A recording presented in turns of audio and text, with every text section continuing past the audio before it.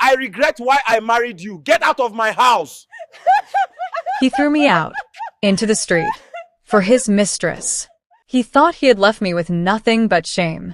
What he didn't know was that while I was sleeping on a thin mattress, my name was being signed onto a will for $200 million. Watch how the man who discarded me came crawling back, and what it cost him to learn the meaning of karma. If this story is touching your heart right now, don't keep it to yourself. Hit that like button so more people can find stories that actually matter. Then drop a comment and tell me where you're watching from. I want to know where in the world this story is reaching. And if you're not subscribed yet, what are you waiting for? Subscribe now and join our global family. The thunder cracked like a whip across the Lego sky, and Chinyere knew something terrible was coming. She stood in the kitchen, hands trembling over a pot of jollof rice she'd spent 2 hours perfecting, listening to footsteps that were too heavy, too deliberate. Emeka burst through the door, and the look on his face wasn't anger. It was disgust. Cold. Final. Like she was something rotten he'd finally decided to throw away. Her heart didn't just sink. It shattered into 1,000 pieces right there on the terrazzo floor, and she couldn't even bend down to pick them up. What had she done? What had changed? The question clawed at her throat, but before she could speak, he cut through the silence, like a machete through sugarcane. Pack your things. His voice was flat, emotionless, the voice of a man who had already buried you in his mind. Chinyere blinked, confused, her mouth opening and closing like a fish pulled from water. Pack. Pack where? For what? But Emeka didn't wait for her questions. He yanked a black nylon bag from behind him, the kind you get from the market, thin and cheap, and threw it at her feet. It landed with a hollow thud, and somehow that sound said everything. 12 years of marriage. 12 years of washing his clothes by hand when Nipa took the light. 12 years of sleeping on the edge of the bed, so he could stretch out. 12 years reduced to a market bag. Her knees buckled, but she didn't fall. Not yet. She wouldn't give him that. Emeka, what is this? What are you talking about? Her voice cracked, desperate, pathetic even to her own ears. He turned his back to her, arms crossed, shoulders rigid. And that's when she smelled it. Perfume. Not hers. Never hers. Something sweet and cloying, the kind of scent that announces itself before a woman even enters the room. It clung to him like a second skin, and Chinyere's stomach twisted into knots so tight she thought she might vomit right there. Another woman. In her marriage. In her life. And from the way he stood there, unbothered, unapologetic, it was clear this wasn't the first time. Maybe not even the second. How long had she been the fool? She wanted to scream, to grab him, to demand answers, but her body had gone numb. Instead, she heard herself begging. Please, Emeka. Talk to me. Whatever I did, I'm sorry. I'll fix it. Just tell me what I did wrong. The words tasted like ash. She hated herself for saying them, but love makes you stupid. Love makes you small. And Chinyere had been small for so long she'd forgotten what it felt like to stand tall. Emeka finally turned, and the look he gave her was worse than hatred. It was indifference. You didn't do anything wrong, Chinyere, he said, almost bored. I just don't want you anymore.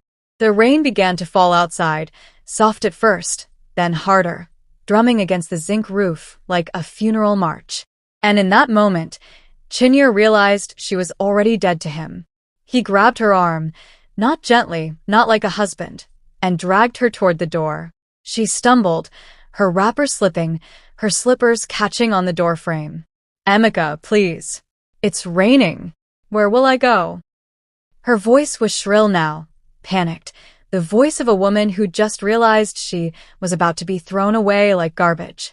But he didn't care. He opened the gate with one hand, rain pouring in, and shoved the nylon bag into her chest. She clutched it, her fingers digging into the plastic, her whole body shaking. The neighbors were watching. She could see shadows behind curtains, faces pressed against windows. They were watching her humiliation in real time, and no one came out to help. The gate slammed shut behind her with a clang that echoed through the street, and Chinyere stood there, soaked to the bone, clutching a bag of her life, wondering how she'd become this. The rain hammered down, cold and relentless, soaking through her wrapper until it clung to her skin like shame. She looked back at the house, her house, or so she'd thought, and saw the curtains move.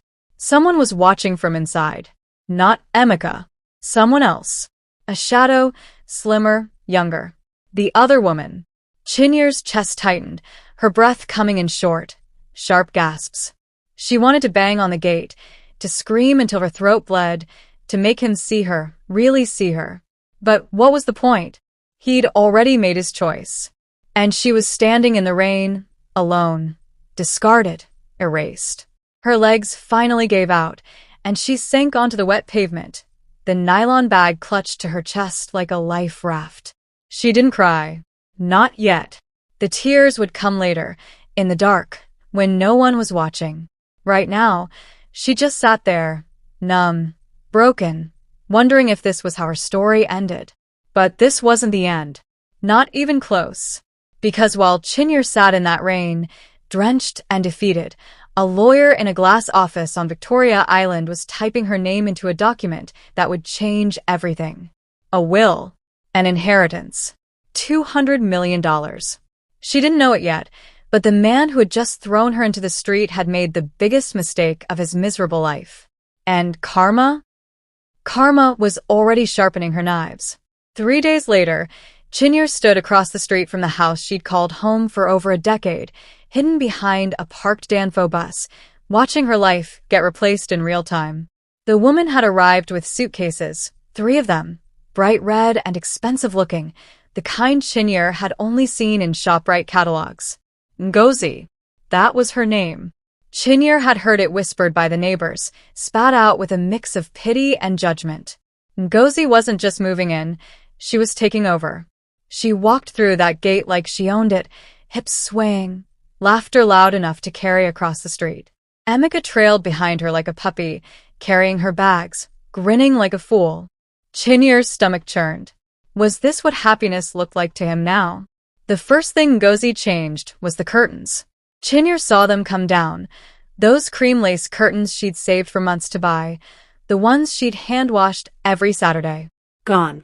Replaced with something bright and gold and tacky, the kind of thing that screamed new money from a mile away. Then the furniture started shifting. The couch Chinyer had picked out herself, the one she'd sat on every evening waiting for Emeka to come home, was dragged onto the street and sold to a passing trader for next to nothing. Piece by piece, Ngozi erased her. It wasn't just about taking her place. It was about making sure there was no trace that Chinyer had ever existed. And Emeka? He watched it all happen with a smile. That hurt more than anything. Chinyer moved into her late aunt's compound in Surulere, a crumbling 2-story building with peeling paint and a leaking roof. Her room was on the 2nd floor, barely big enough for a mattress and a standing fan that only worked when Nipa felt generous. The mattress was thin, foam worn down to nothing, and every night she felt the hard concrete floor beneath her spine. She'd wake up aching, stiff, her body punishing her for sins she didn't commit. But the physical pain was nothing compared to the emptiness that sat in her chest like a stone. She'd survived on Gary and groundnuts for days, too proud to beg, too broke to buy real food. Her phone had gone silent, no calls, no texts, no one checking if she was okay. She'd become invisible, forgotten, a ghost haunting the edges of her own life. But she couldn't stop watching. It was like a sickness, an addiction she couldn't shake. She'd walk by the house at odd hours, hood pulled low, face hidden, just to catch glimpses of the life that used to be hers. She saw Ngozi cooking in her kitchen, wearing one of Chinyer's old aprons like it was a costume.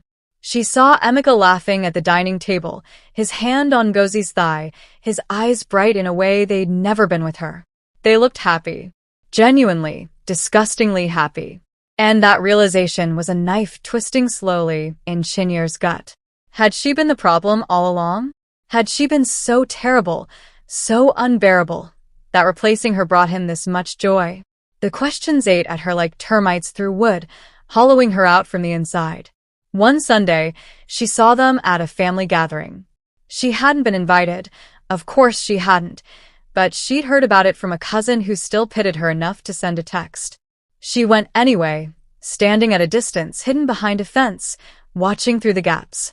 Ngozi was draped in gold jewelry, the kind Chinyere had never owned, never even dreamed of owning. She held court at the center of the gathering, laughing too loud, touching everyone's arm like she'd known them for years. And Emeka stood beside her, chest puffed out, arm wrapped around her waist like she was a trophy he'd won. His family loved her. Chinyere could see it in their faces, the approval, the acceptance. They'd never looked at Chinyere that way. She'd always been the outsider, the girl from the poor family, tolerated but never embraced. But Ngozi? She fit. And that hurt more than anything. Chinyere walked back to Surulere that night, her feet blistering in cheap slippers, her heart a hollow drum in her chest. She climbed the stairs to her tiny room, lay down on that thin mattress, and stared at the ceiling. The fan overhead creaked and wobbled, threatening to fall, but she didn't care. Let it fall. Let it end. What was the point of holding on? She'd lost everything. Her husband, her home, her dignity. She was 29 years old and already used up, thrown away, replaced. The tears came then, hot and bitter, soaking into the mattress that smelled like mildew and regret. She cried until her throat was raw, until her eyes were swollen shut, until there was nothing left inside her but an aching, endless void. But deep in the night, when the city had gone quiet and even the mosquitoes had stopped buzzing, something shifted. A thought, small and stubborn, pushed its way through the darkness. She was still here, still breathing, still alive. And as long as she was alive, this wasn't over. She didn't know how, didn't know when, but somewhere deep in her bones, Chinyere made a promise to herself. She would survive this. And one day, maybe not tomorrow, maybe not next month, but one day, the man who had thrown her away would regret it.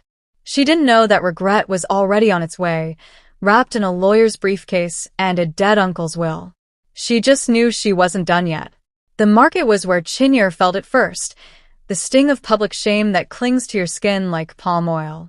She'd gone to buy tomatoes, just 3 pieces because that's all she could afford, and the women at the stall went silent the moment they saw her. Not the comfortable silence of strangers, but the loaded kind, pregnant with judgment and barely suppressed gossip. One of them, Mama Chitty, a woman Chinyere had greeted every week for years, turned her back completely, pretending to rearrange peppers that didn't need rearranging. Another woman leaned in and whispered something, and they all laughed, sharp, cutting laughter that felt like broken glass under Chinyere's feet. She paid quickly, hands shaking, and walked away with her head down. But she heard them. That's the one her husband threw away. She must have been a terrible wife. The words followed her home like stray dogs. Church was supposed to be different. Church was supposed to be sanctuary. But when Chinyere walked through the doors of Resurrection Power Ministry that Sunday, the ushers looked at her like she carried a disease. They used to seat her in the 4th row, right side, where the married women sat. Now, they gestured toward the back, near the door, where the late-comers and the visitors stayed. "Sister, there's space in the back," one of them said, not meeting her eyes. Chinyere's throat tightened, but she nodded and shuffled to the back, past rows of women who turned to stare, their eyes heavy with pity and something worse, relief. Relief that it wasn't them, that their husbands still wanted them. The sermon that day was about faithfulness in marriage, and every word felt like a personal attack. When it was over, no one hugged her. No one asked how she was doing. She slipped out before the final prayer, tears streaming down her face, wondering if God had abandoned her too. Her own family wasn't much better. Her younger brother called her one evening, voice tight with frustration. "Chinyere, what did you do?" "Emeka is our brother-in-law. You can't just..." She cut him off. "He threw me out, Chikwudi. I didn't leave. He threw me out." Silence on the other end, then a sigh. "But you must have done something. Men don't just leave for no reason." The words hit her like a slap. Even her own blood thought this was her fault. Her mother was worse. "Maybe you didn't pray enough.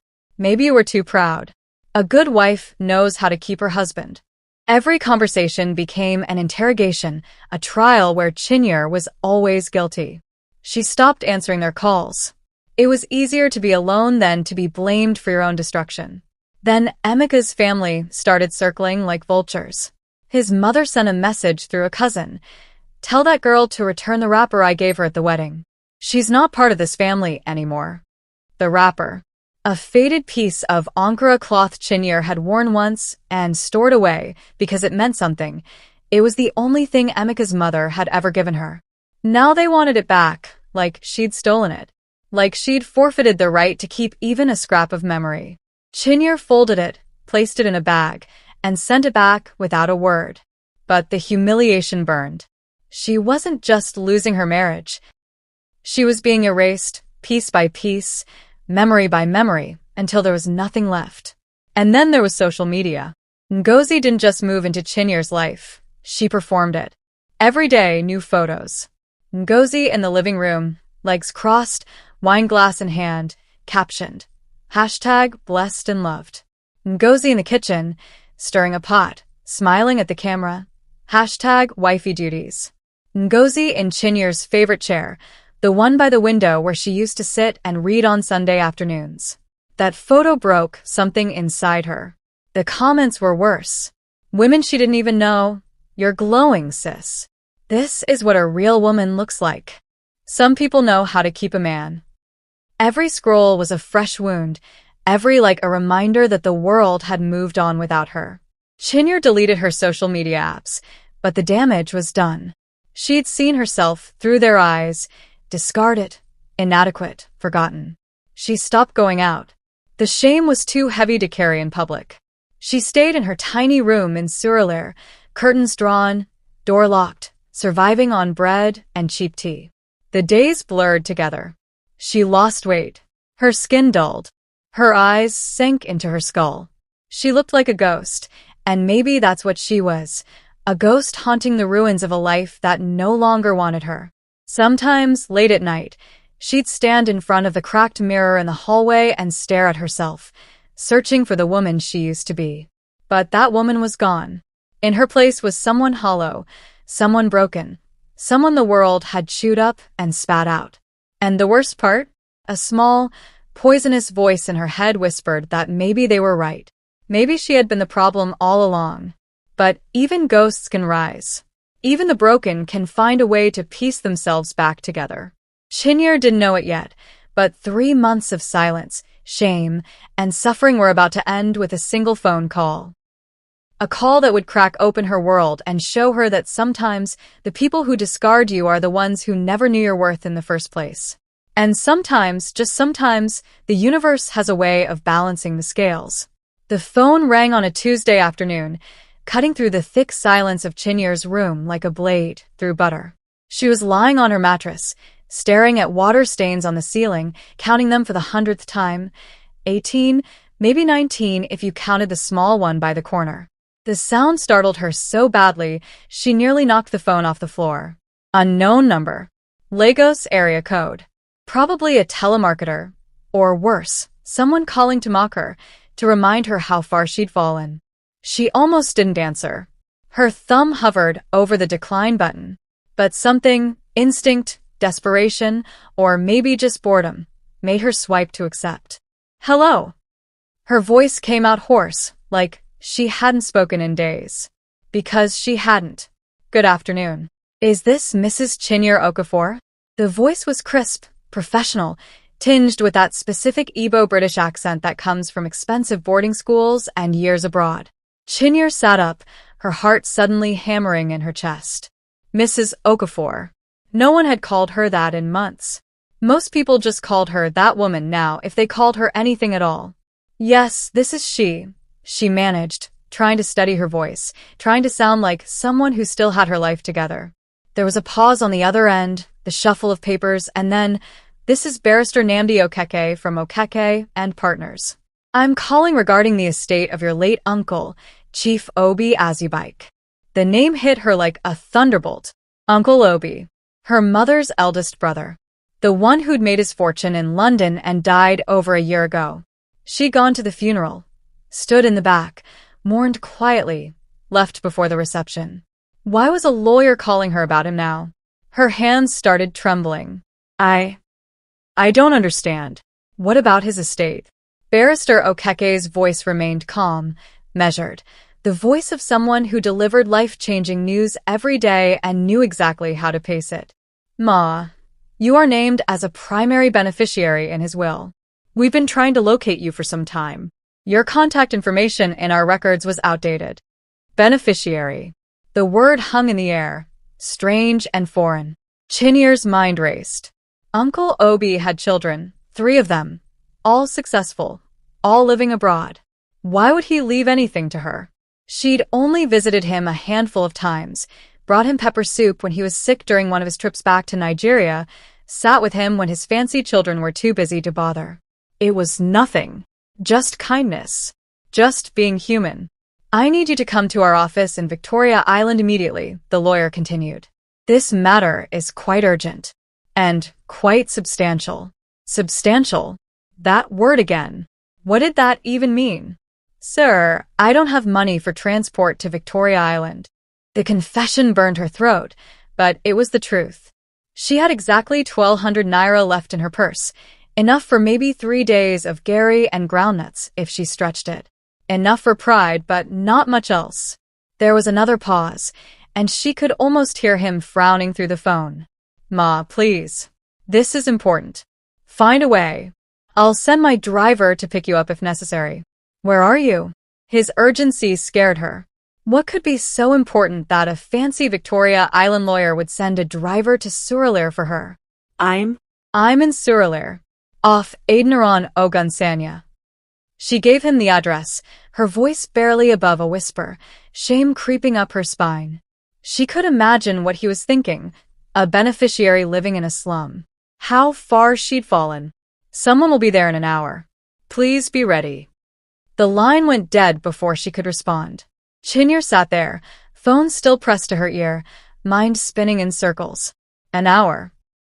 She had an hour to make herself presentable, to look like someone who deserved to walk into a lawyer's office on Victoria Island. She jumped up, her body moving on autopilot, and looked around her tiny room.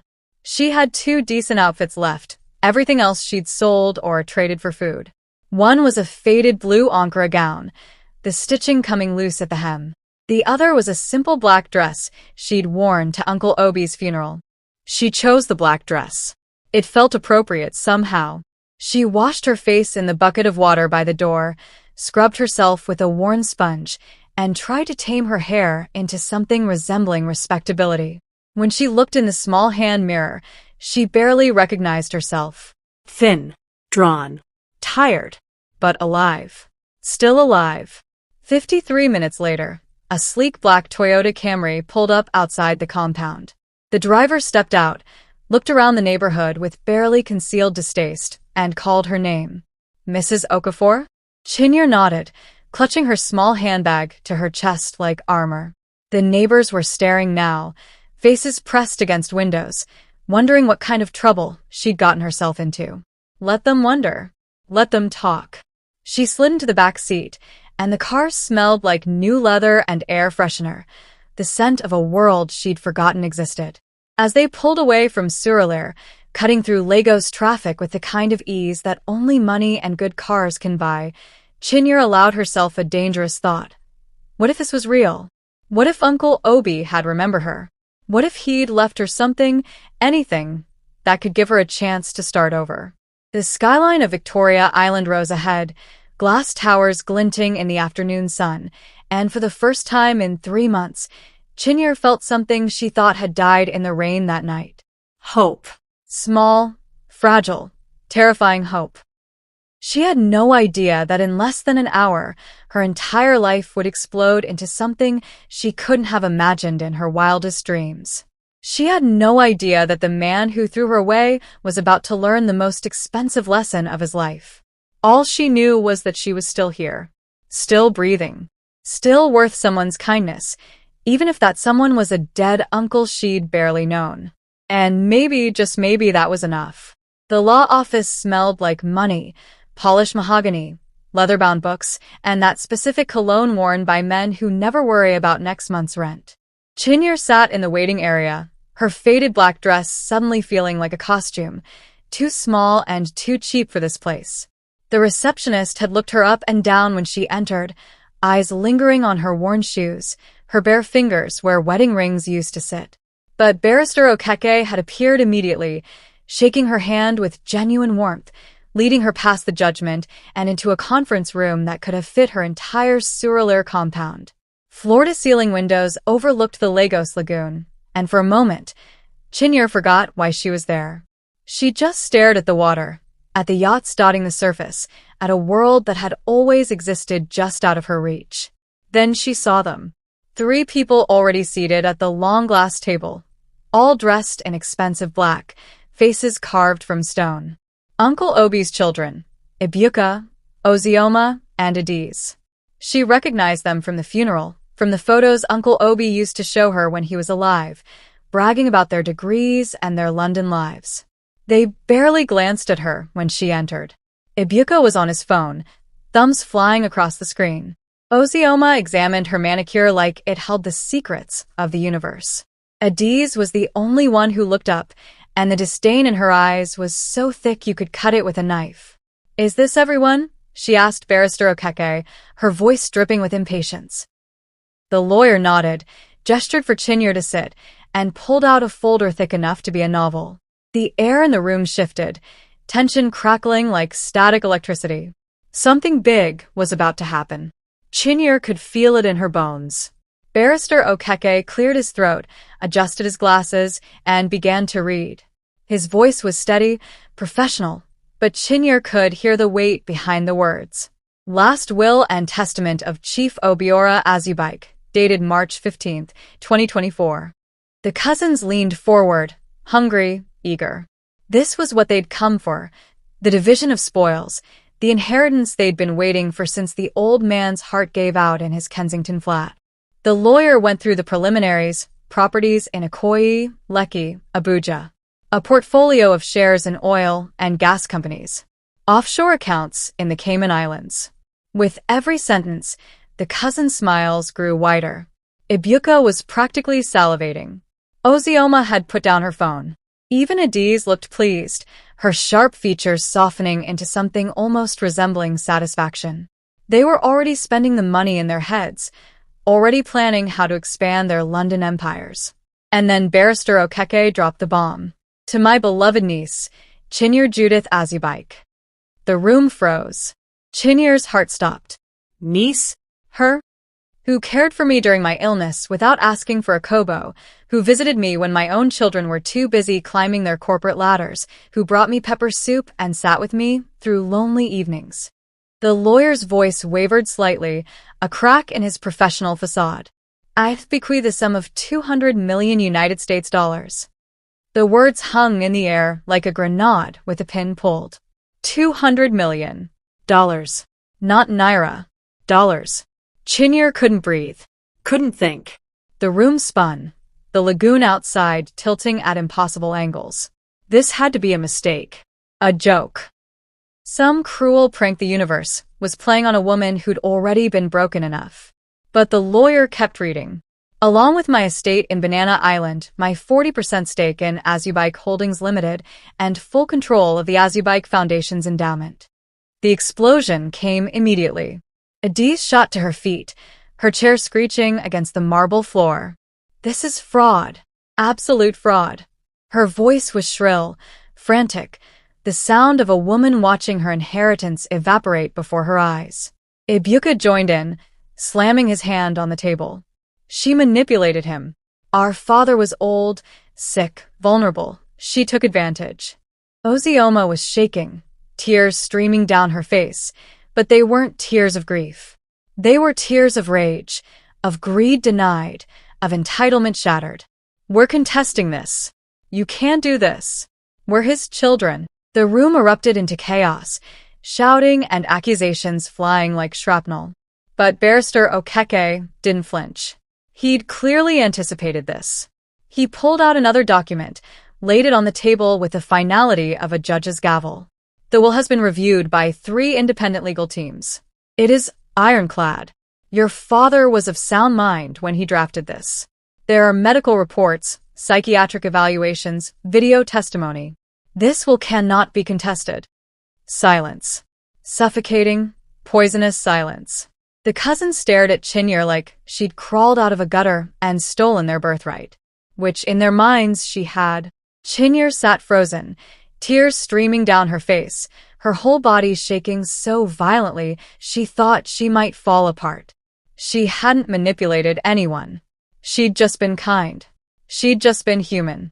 When Uncle Obi was sick during his last visit to Lagos, when he was staying in that hotel in Ikoyi, lonely and abandoned, she'd visited him, brought him food, sat with him, listened to his stories. She hadn't done it for money. She'd done it because he was family, because he was alone, because it was the right thing to do. And now, somehow, that kindness had saved her. That kindness had given her an empire. The cousins stormed out, threats and curses trailing behind them like smoke. The door slammed so hard the windows rattled. Barrister Okeke turned to Chinyere, his expression softening into something almost fatherly. "Mrs. Okafor, your uncle left you a letter. He wanted you to read it when you found out." He slid an envelope across the table, and Chinyere's hands shook as she opened it. The handwriting was shaky but unmistakable. Uncle Obi's. Asterisk, "My dear Chinyere, if you're reading this, then I'm gone. And if I know my children, and I do, they're probably furious right now. Let them be. You showed me what family really means. Not blood, not obligation, but kindness. You gave me dignity when I had nothing left but money. So now, I'm giving you the money, and you can do with it what you will. Build something beautiful. Help people the way you helped me. And never, ever let anyone make you small again. You're worth more than you know.